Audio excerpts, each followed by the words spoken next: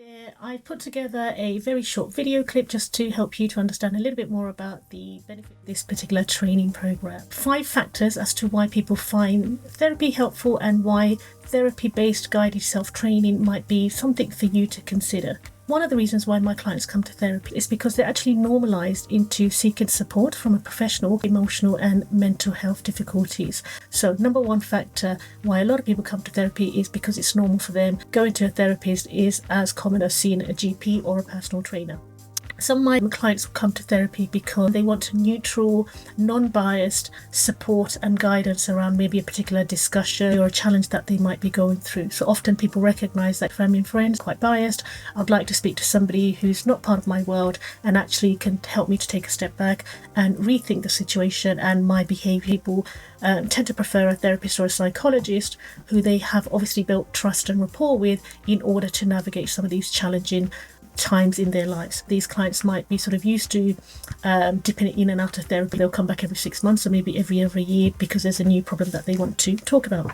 Another reason why clients find therapy-based work useful is because they might be going through a significant life change or a situation that is in transition. So for example, retirement, going through a breakup, losing a job, becoming a parent, becoming pregnant. So they're in the middle of a life transition and it's giving them a lot of uncertainty or maybe anxiety, and they want to learn how to manage those emotions and navigate some of these situations. Again, people do come to a therapist to get scientific based tools and techniques around regulating their emotions and problem solving. Another reason is some of my clients say to me they come to therapy because they don't want to follow celebrity or social media influencers who are talking about mental health without any expertise or professional experience. Now, it's not to discredit anyone who's had mental health difficulties and their personal experiences. If you were diagnosed with a long-term or a medical health condition, would you go to social media and look at how somebody else has managed it? You might take it with a pinch of salt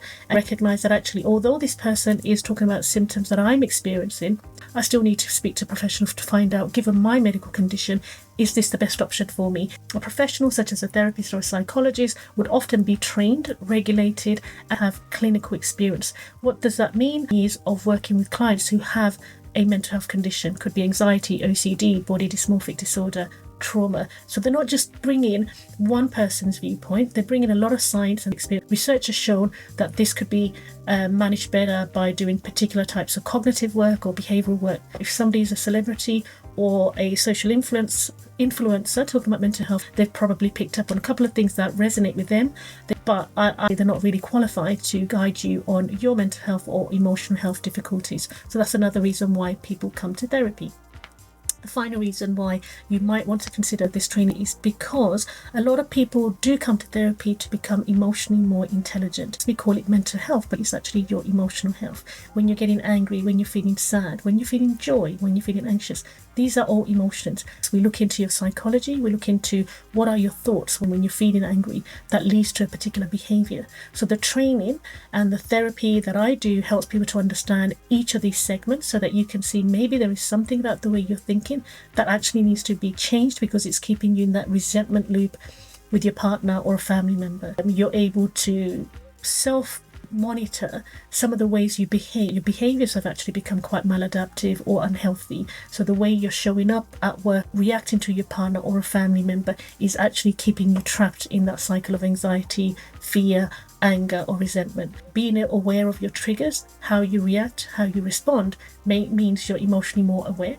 When you have the awareness, you can also understand why somebody else might be feeling angry, upset or frustrated. Put all of these together, your ability to understand your emotions and support somebody else with their emotions. It could be a child, it could be a partner or a family member. That does mean you are emotionally a bit more intelligent, but just being able to manage your emotions isn't enough in terms of emotional intelligence. There are other factors as well. This video has helped you to understand a little bit more about myself and the work that I do. Therapy or therapy-based guided self-help could be something for you to consider. Thank you so much for your time.